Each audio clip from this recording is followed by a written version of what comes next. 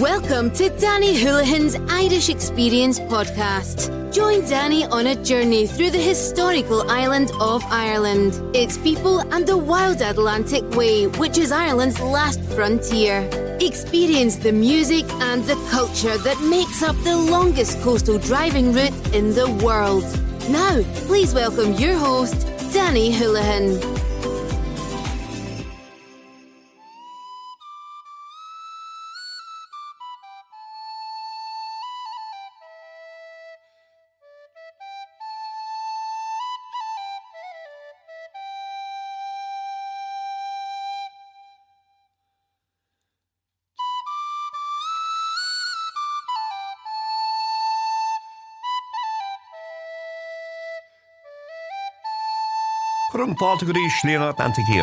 Welcome to the Wild Atlantic Way and Danny Houlihan's Irish Experience Show. Our studio of Olive Winnown, Vunaun the Shonana Kunde Kiri. Welcome to you all from the banks of the mighty Shannon River in North Kerry, Ireland. I hope you're all keeping well, my friends, and if you're jogging, walking, cycling, as usual, please take care. In this episode, I travel back to a period in Ireland when there were no lights, TVs, videos, radios. Back to a period just after the Great Irish Famine or Holocaust in 1846 and Black 47. This history relates to a time when the landscape and its people were laid waste by the landlords, along with the Irish language and all artistic heritage, which was lost to time.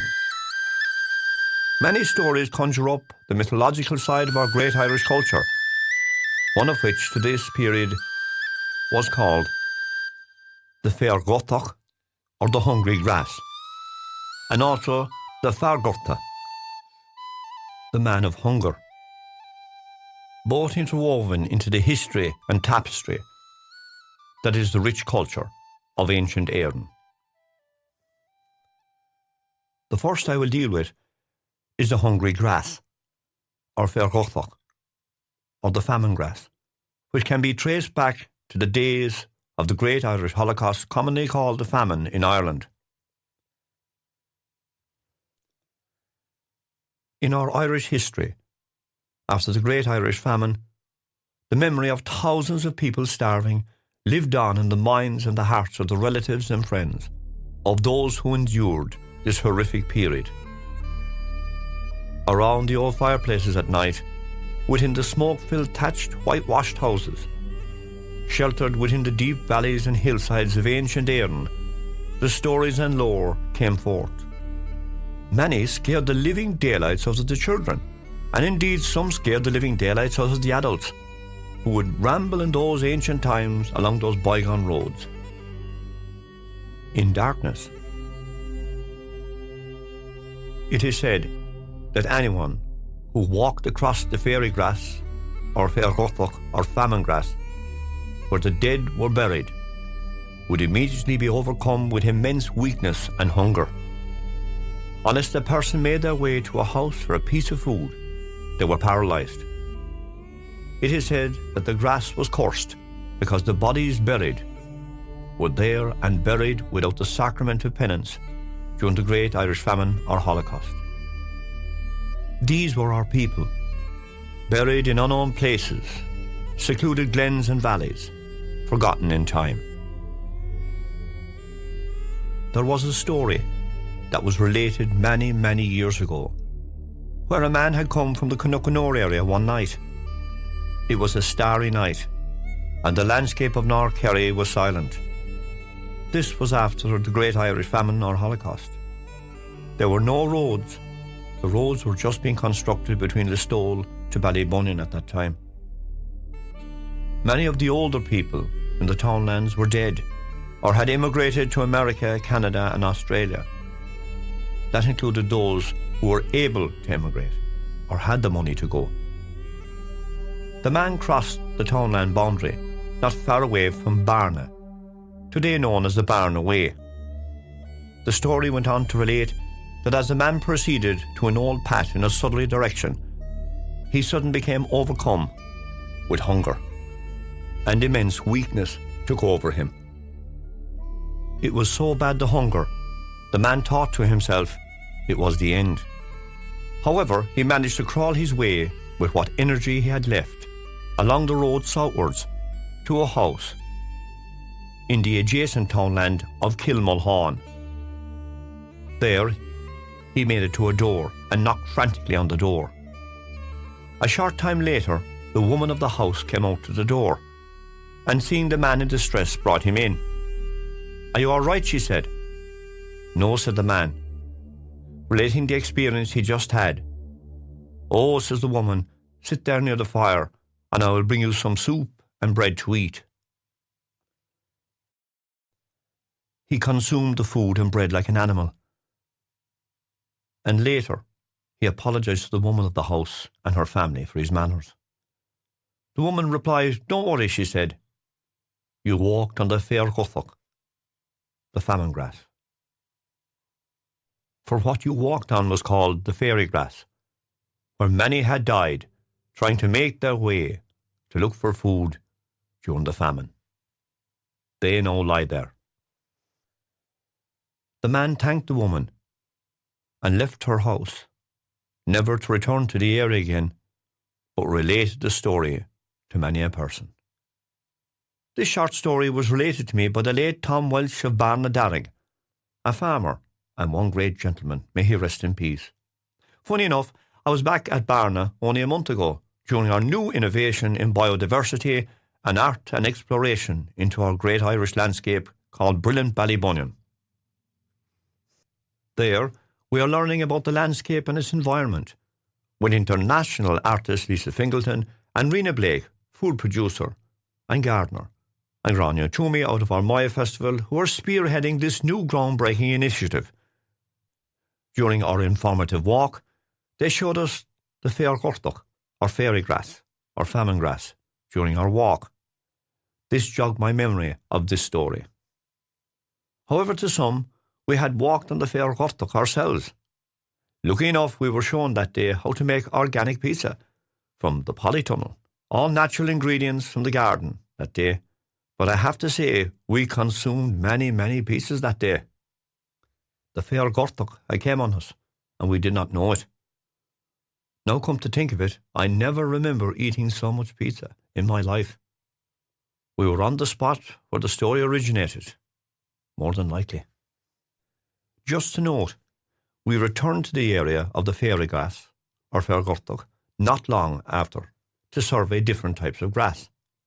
I noticed the Fear Ghorta followed what was explained to us by Rena Blake that day was in fact the old road. The Fear Ghorta was growing the width of the road and ran about 150 to 300 metres, then stopped. Correlating this with the story that the former owner, the late Tom Welsh, related to me, this was the area in which the old story took place. There were several old house sites there one time, suggesting the area was indeed largely populated one time and wooded.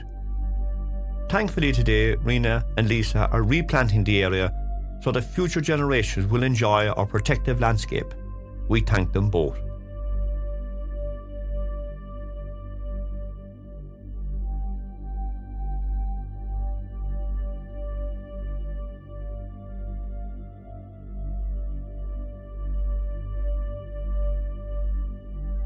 This story again connects with the North Kerry landscape in the same place of Barnadarrig, the old townland, again by the great Tom Welsh, who related that there was a small village of houses in the area and that during the Great Irish Famine or Holocaust was totally wiped out due to starvation.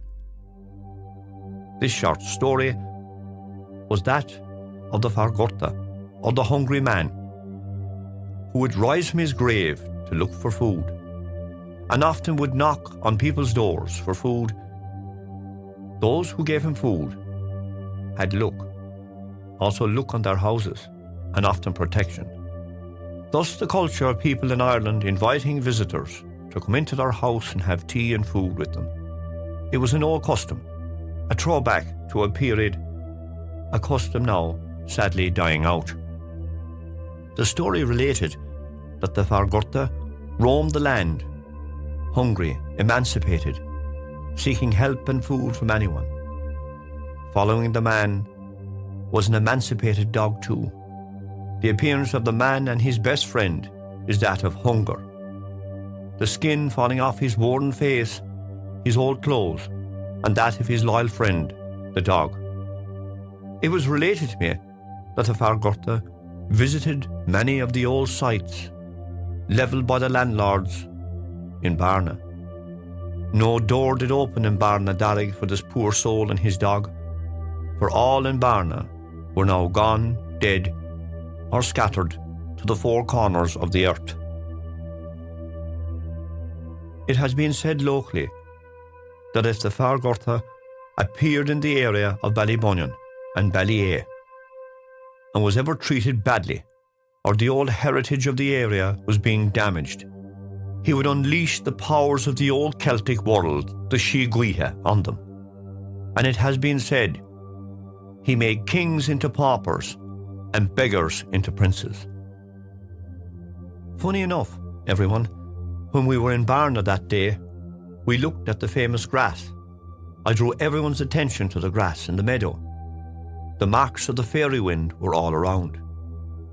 Is heritage being damaged? Yes, I can say this every year. I lose about 20%. Are the ancients and the Fear Ghorta unhappy? Oh yes, I say. The Fear Ghorta will rise. Just think about it. I consulted the Wildflowers of Ireland site.ie, which is a good site, in relation to this quaking grass or Fear Ghorta. The information on the fairy grass or the famine grass, the common name was quaking grass, the scientific name Brisa media, the Irish name Fear Ghorta, and the family group is Poaceae. Quote, "This is such a delicate and attractive perennial grass which is commonly found throughout the country. It is easy to identify as it has quivering, pendulous little triangular panicles or up to 12 tiny flowers that tremble and shiver in the wind from June to August." Unquote. It should be noted that the leaves, and they grow mainly on calcareous soils reaching to a height of about 25 to 30 centimetres. It is a native plant, as I said, that belongs to the family of Poaceae. Unquote from the site.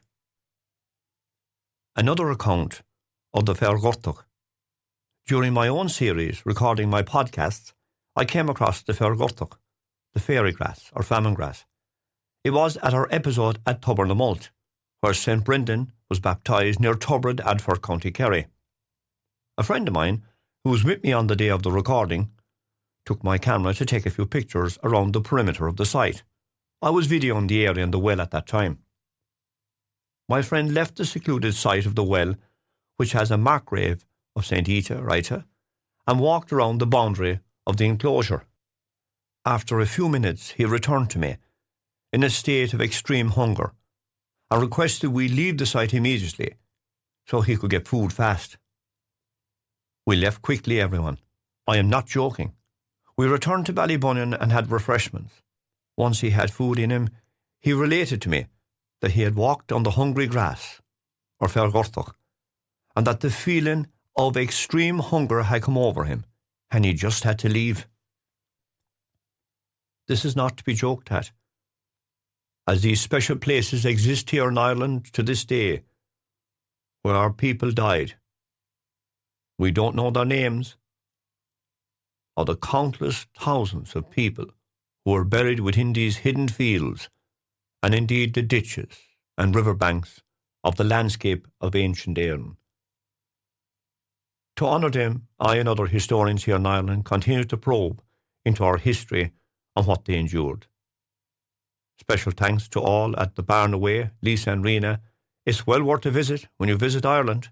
It's a beautiful place with lovely meadows, and indeed, the fairy grass or famine grass, known in Irish as the Fear Ghorta.